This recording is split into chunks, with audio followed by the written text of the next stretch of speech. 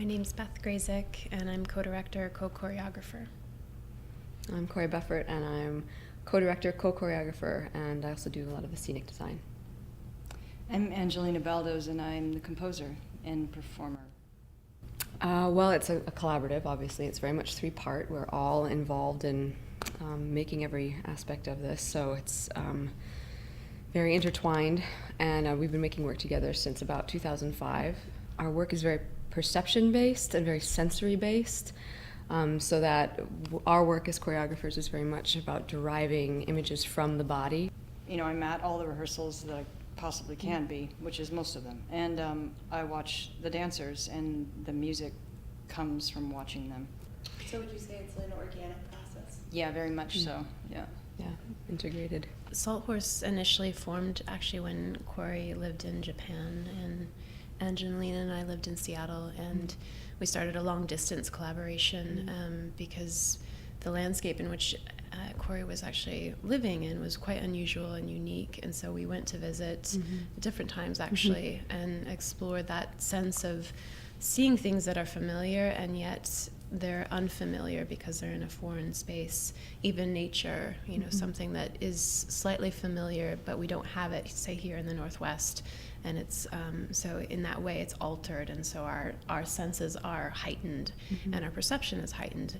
And I think that still to this day, that sense of the real being shifted into the unreal and or sort of the surreal has been a theme throughout, I think in part because of the origin of that collaboration starting in Japan and Seattle.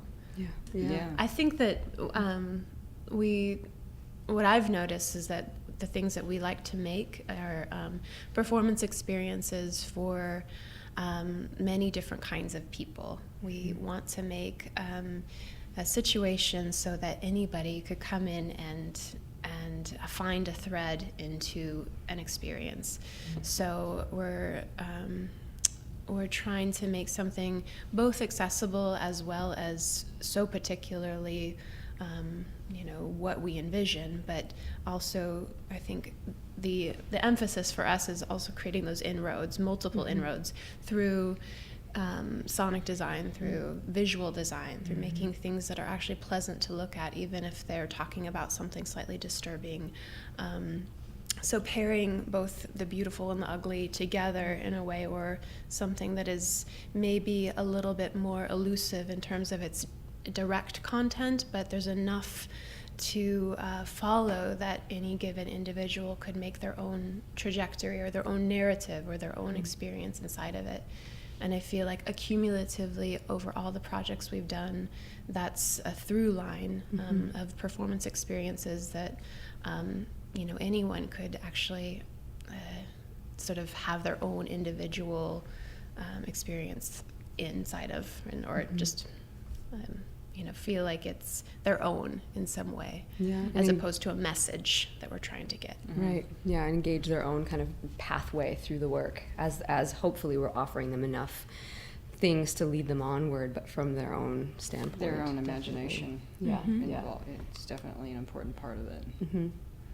Yeah. And playing with perception in time and in space as well. I think we're really interested in that visually as well, and the kinds of, for lack of a better word, maybe effects that we create, and sonically I feel like too, in terms of playing with how you're listening or how you're seeing what's actually happening, so that there's a sense of maybe a sense of altered time or altered space, a sense of that as you're witnessing, I think.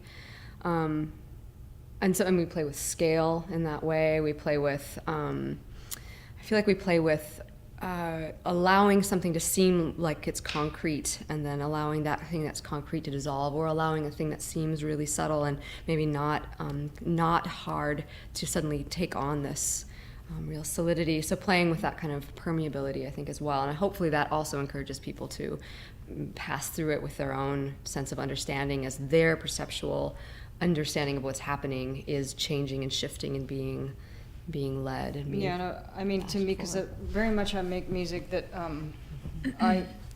that you really feel. Like I think that's something that I really do, and these guys are really brilliant at framing that so that it's so that it maybe gives you another way of coming into it. There's like this initial feeling, and then but you don't feel that first. You may see an essence of it, and then you kind of are in it, and then you pass out again. It's, I think, definitely something we work with a lot. Yeah. And I'd say two other things is that one, we work a lot with written images. So say the room is disintegrating, we use that example a lot, or you have birds in your head. Yeah. And that alone we all can read and have several different manifestations of what that means, and never feel like we've completed it. So we can always return to these written images as source material, and also as a shared language that is imaginative. So we have to engage imaginatively together with what that means, and it shifts every time we inhabit it. So that's one thing that's very constant throughout our work too, and maybe gives us as performers more specific experiences to inhabit. So we're in our own imaginative worlds and trying to offer that to the audience. Secondly, I think that the way that we work, Angelina makes gorgeous sound and is in the room with us the whole time and is rehearsing with us. And then Corrie and I, it's very unusual to have two choreographers work together. I mean, it's very, very rare. And I think that's also something that we've been interested in trying to cultivate is making something, one of us makes something, and then the other person is listening to how we're making that and then shifting it in such a way that it might actually shift the whole image, but both of our voices choreographically have been intertwined, and so it is really a product of both of our visions. It's not a single vision. And then added, the Angelina's component is so powerful. She creates the atmosphere, she creates the mood and the tone of it, and as well is her own entity. So that kind of building feels like none of us have ownership over it. It's just something that exists, that we all contribute to. And so I feel like also in terms of your original question of like what do we make, it is that unique collaboration of really allowing our voices both to be strong as well as to be morphed into something else, and just to offer it to something outside of ourselves. So it's not representative of any of us individually, but what we can make together. Yeah. So I think just one last thing I would have to say about that is that I feel like and we are interested in being very much intellectually active in this, but it's also, I would say there's also a non-heady part of it that is just a very fully physical response, fully musical response to, our bodies in what we are doing, and engaging with the images and imaginative images that we have, but be doing that in a very physicalized way. And that feels also, I feel like a lot of the ideas that we can get into are so fantastic in terms of ideas, but it also is really grounded in a very rigorous, physical appetite for the actual ideas as well. We were in Philadelphia, actually. SaltHorse was doing a show, and there was a really amazing art exhibit happening at the museum, which is probably famous, and I don't remember the name.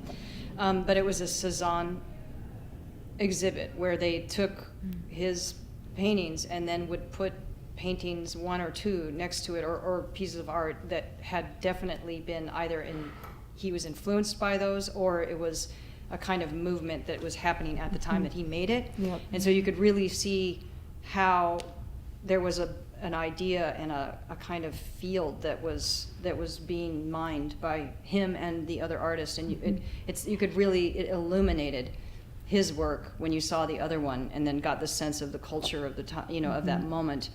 And then for me, the most beautiful element of it was, you wander through all these different works, and then it was kind of like a spiral. At the center was like the very last paintings he did in his life, where it was just like the same landscape at different times of the day, and it was just so beautiful. Like by that point, I was just like inundated by it, like just how gorgeous it was, and just the shifting of the colors. And I was like laying taking a nap, like crying at one point. It was just so powerful.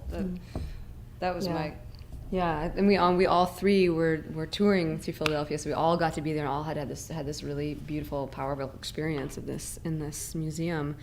And then just this last summer, we did the Sam remix, and we were sort of all together in a museum again. Only this time we were working in the Double Height Gallery with the abstract expressionist paintings that are there right now. The Helen Frankenthaler, the Morris Louis, and Sam Francis and Gorky and the Stella pieces, yeah, and they were just so beautiful, and they were so inspiring for each one of us, I think, individually, but collectively we all responded in this way that was really, it just felt very lively and in a different direction for us as well. And I feel like it somehow was based a bit in this experience in the previous museum. That Giacometti. And the Giacometti Oh piece, my yeah. God. I think it's really like ways of seeing, because that Giacometti piece What's the piece called? It's an apple. It's Still a life. still life. A still life. It's still life with just apple. an Just an apple. Yeah. And On then a- a room. on That's a- it. on It's like a desk. The only organic. But it's thing. like energetically, it's doing this, like all That's how around it's it. made. It's You really have to hard to, actually yeah. You have to see it. see, because Some you of just his- see all these like. Yeah, some of his sketches you get that idea, but yeah, and it's really hard to see it when you don't see it live, because it's such a powerful, visceral thing when you're right in front of it.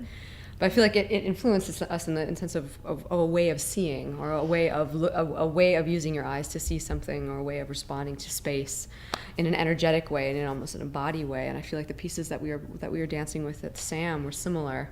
They're much more. Some of them are color field based, which is hence the name of the evening, and especially Helen Frankenthaler's work, which had these beautiful big swaths of color and these sort of layers and depths that were really interesting. And we were interested also in her process of making them. The pieces that she considers finished are the pieces that happen the most instantly, that kind of come. I mean, yes, there's a rigor behind her having maybe worked with a form over a length of time, but that the ones that she considers the pieces are the ones that actually have the most instantaneous occurrence in when she's actually making them. And so we played for a while with actually creating work in that same kind of way, or using color, using the elements of our own bodies to make things in that way. Having worked together for such a long time, I feel like that was also really accessible to us to just try to make work in that way. So yeah, the idea color field of that work comes from directly that form of painting, and we even made a piece following that called Frankenthaler, where we played specifically with some of that, and that's definitely the roots of this evening. Yeah, and I think, now we're just taking that information and those experiences and creating our own experience. Yeah. And I feel like we've gotten interested individually in different things, and I've become fascinated with the some writing even just about the instability of color and the different kinds of experiences that people have of color. I mean, there's just an impossibility of an agreement of an experience of a color, Right. as So well as many subjective. things. But color influences mood and emotion so intensely, and to play with that quite simply, with how that how shifts in color can change your sense of something that actually maybe the form is not changing at all, but the color is changing. And to me, it's quite intense, and it amplifies so much. And I feel like there's a real thread that I'm following inside of that I'm very fascinated by with this group in particular, with the Northwest Film Forum, because actually there's all this beautiful muted color that's embedded in this space, and to be able to amplify it and also work site specifically, and then bring that into the theater and shift it so that we can amplify it and make it more abstract and kind of work in that mode. I think that for me that feels very relevant to this space in particular, and inspired by it, and simply in our SaltHorse style of observing what's here and then playing with it and amplifying it, or showing what is already present in some capacity.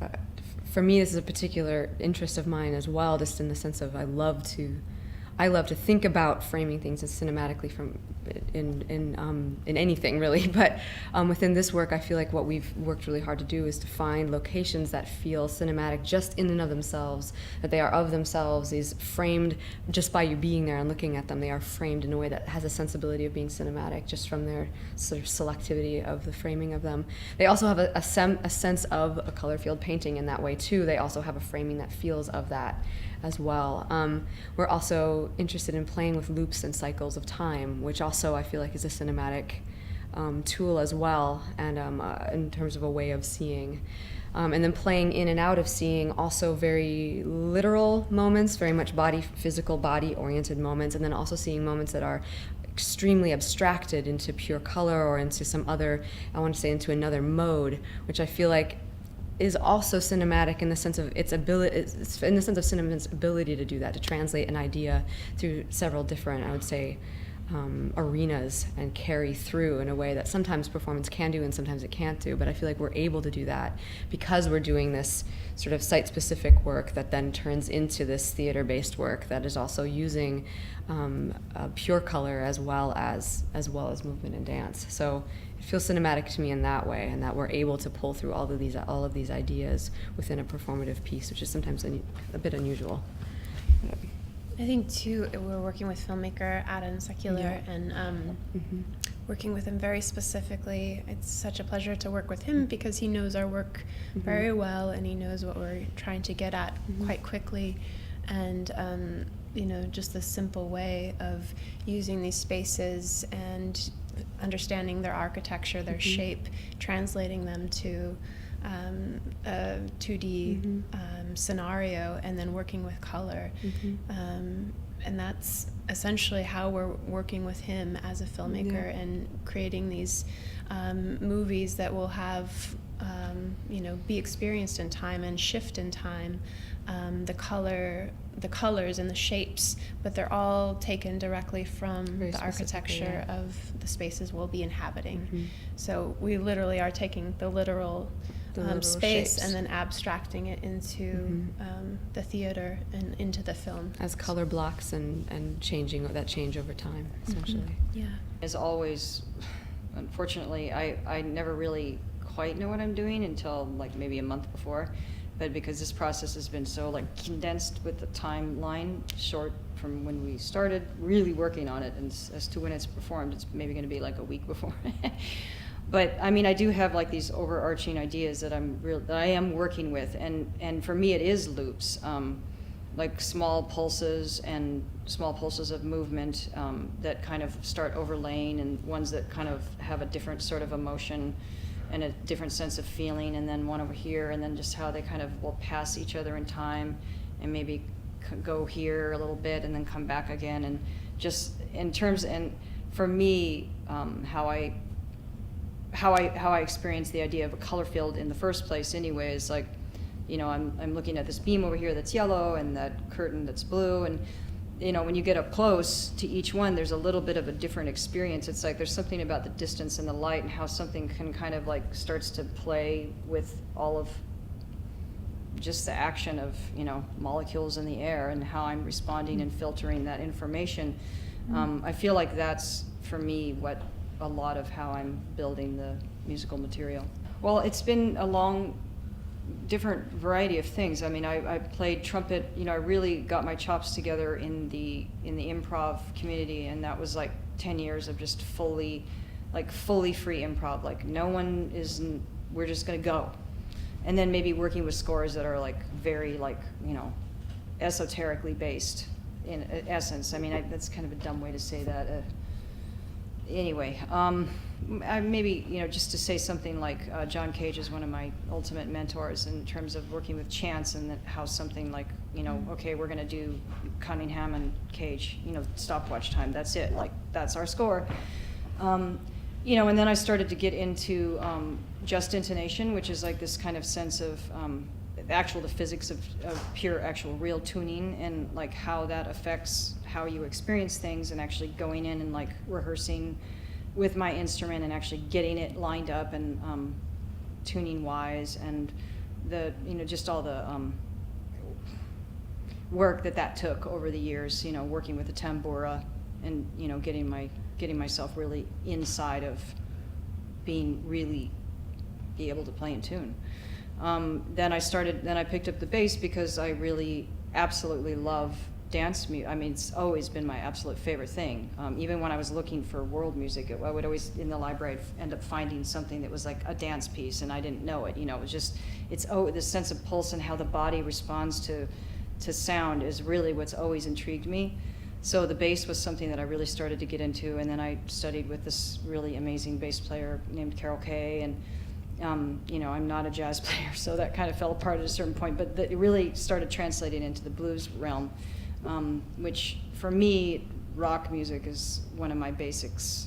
And so it's really interesting to just understand and be inside of that form and feel how it's such a feeling-based music, and it's just so rich and deep. And then vocals is the last thing that I've been really, really focused on, and that's been really powerful because, you know, everyone talks, and when you're talking, you're essentially singing. You know, it's all just, and it's so connected to who we are. So that was a long answer. It's interesting to hear that. I'd say too that one of the amazing things that I love about Angelina's music is that she's able to amplify something, some sensation, some sound, like it feels like it's coming from the body, and that only she could make. And I feel like that's a way that she really intersects so well with the dance or with space. I feel like she also is incredible at sounding a space so that it feels like it truly is a duet, and she's somehow giving us information about the space itself, rather than a way of making music which is just composing something and it could be anywhere. It feels so relevant to what's actually happening, which is her many years of improvisation. Well, and I think actually the reason why for that is the fact that the trumpet is a very directional instrument, and so it's about, like you pointed there, and it's going to start bouncing around the walls. And so for years I just was really really thought about that a lot and played with that a lot. So it makes sense just on a pure, physics level. Like I'm just always dealing with how sound is moving around in space. Like it's just how I think about it, as well as how it feels in the body. I feel like we found some really unusual locations here. I mean, we're using this main theater as well, but we're using it in this very kind of specific and almost pared down way. So we're using it almost as a canvas. Whereas the other spaces that we're working with are very selectively chosen as for their vantage point and for their tone and for their framing, because a lot of them have a very strange framing, or have an interesting line of vision that it offers someone that's unusual for us. And some of them are actually quite restrictive, which is also interesting. I mean, it gives us interesting restrictions to play with.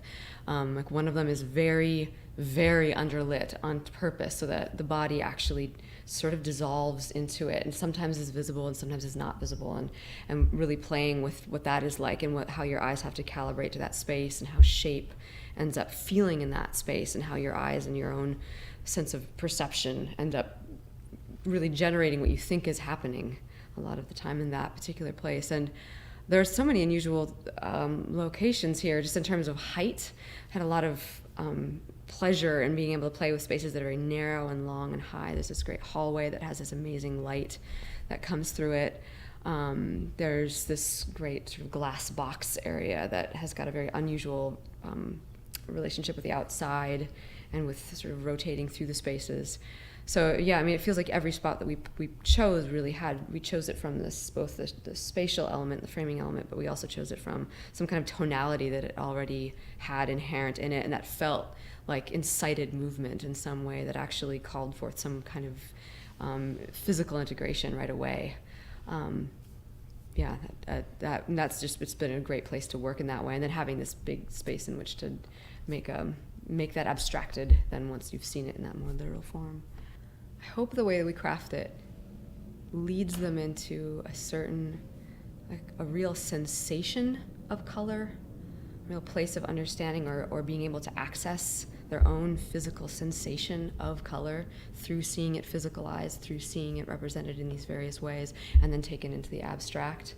That's what we're working on. I feel like what we're trying to work towards anyway, is having that, and I mean really the energetic life of a space as represented in color and as represented through the energies that we are in fact embodying once we're in those places. So seeing that, and maybe even I find that actually some of the dancers that we're working with have said that they've come away from rehearsals now when they're looking at places, they're seeing them in terms of sort of color blocks and energy fields. And I find that the more we worked with this too, I'm doing that too. Where everywhere I go, I just see color everywhere, and I feel like the reverberation of color or physicality in color, and the way that sound like can be a saturate part of that too is really exciting. So I'm hoping all that is this sort of cross bleed that feels very present and not just like a sort of intellectual exercise in color, because I don't think that's how we're approaching it particularly, but it's, yeah, hopefully leading into that sensation of it. I think too, for me, we have such a unique cast of performers, and we're really using their talents and their imagination and their ability to be in these spaces and concoct things given our shortened period of time of making something. So for me, they're so exquisite, they're so unique, they are a color, and they're multiple colors, and I'd really like for the audience to feel that specificity of each of them and how their being and their energy and their color is sort of amplified through the sites we've chosen them to be in, as well as sort of, you know, what we end up making for the theater space. But somehow I feel like, for me, especially in the larger realm of performance, that the uniqueness of a very particular person, a very particular performer and a dancer, and how they're able to embody something, I feel like that's the way that we're working is, you know, hopefully that will come across, that the audience will know each flavor and color or multiple colors of each of the performers in such a way that also feels very tangible. So yeah, just that we absolutely love being here. Oh, I know, We really. love- It's like so pleasurable. so It's like great. really Yeah. getting so much We just get to information and material out of it. Yeah. And I Great. think get to live here. yeah, It's great. just the freedom Yeah. to really make something is unique too, and feels very taken care of. So I feel like we're Yeah. able to really create Yep, what we want to Absolutely. make.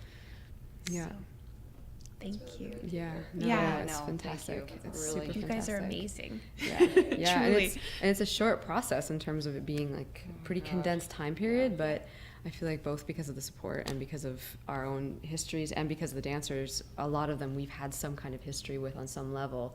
It's all been able to pull together really quickly and successfully. It might have felt rushed otherwise, but it hasn't, because we've been able to be in residency. So that's felt really satisfying as opposed to rushed. It could have felt rushed, but I think instead it feels really exciting to be working at this pace.